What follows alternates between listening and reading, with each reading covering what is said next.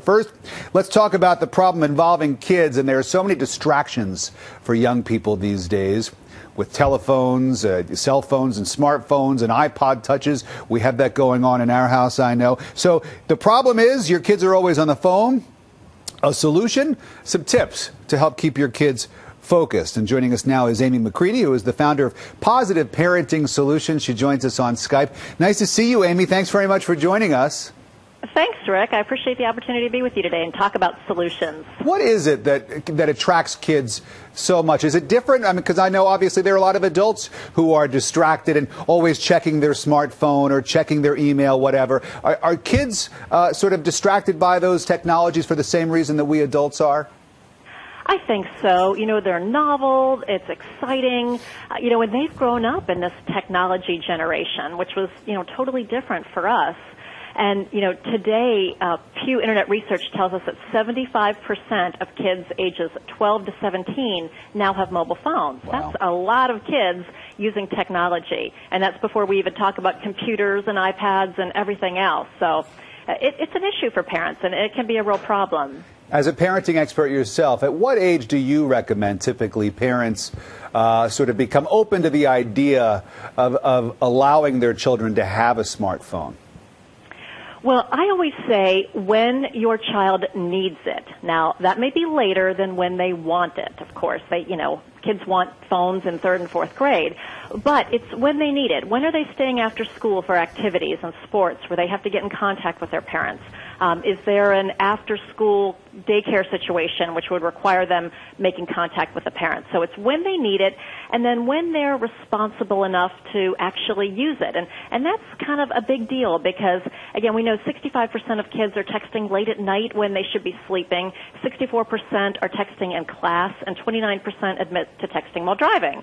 So they're not all using it as responsibly as they should. Give us some tips. How can parents help sort of teach their kids, train their kids to be focused on schoolwork as we get closer and closer? And sort of in some parts of the country, school's already begun.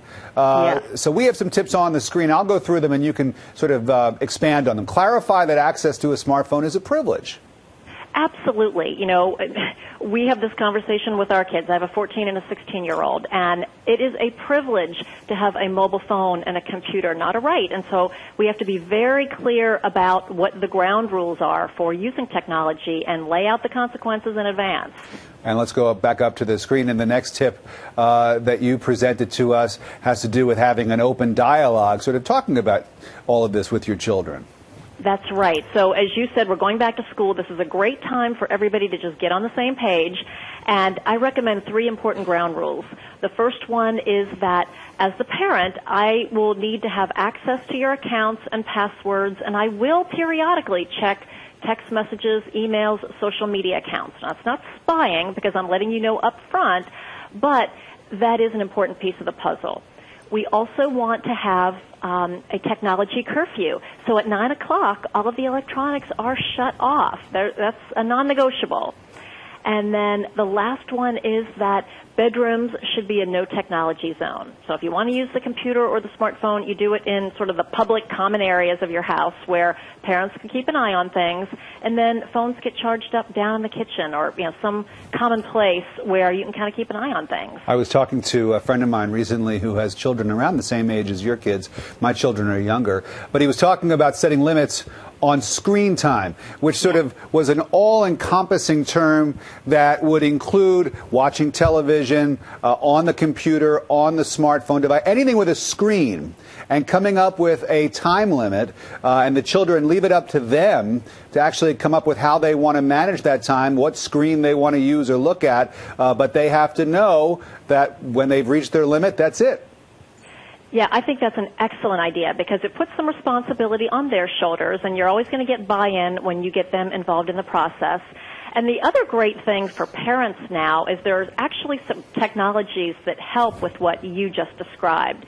So if you're trying to limit screen time or phone time, there's this fabulous product from Sprint called the Guardian Bundle, which it's called mobile controls. So if your child has been texting late at night or during school hours, the parent can actually go in and just kind of program the phone so that the phone is automatically turned off during school hours or, say, after 9 o'clock at night. So I think letting your kids be involved in what those parameters and limits should be is so important. But know that as a parent, there is some backup technology to sort of help you manage that process as well. Bloop, it's off. Children, teenagers, of course, their parents come with the rules and they're telling them what to do. And kids feel like they're being nagged. They don't like that. So how do you have this dialogue that you recommend having without having your child accuse you of being sort of a nagging mom or dad? Well, they may do that anyway, but really the best way is to have that open dialogue that we talked about. I'm a big fan of family meetings, just kind of once a week, get together as a family, talk about how things are going in different areas. So you may talk about technology, you may talk about homework, family chores, whatever the topic is, but have that conversation about, okay, let's talk about the rules that we kind of put in place at the beginning of the school year for technology. How's everybody feeling about those? Do we need to make any adjustments? I think when they are part of the process, they feel a lot better about it. Now, are they going to be totally psyched that you're using your phone to turn off their phone, during school hours? Maybe not. But again, that's part of that privilege of having technology. It's not you get to do with it whatever you want. There are certain limits that are put in place, and those limits are there to keep you safe and help you learn how to use them more responsibly. AMY McCREADY is the founder of Positive Parenting Solutions.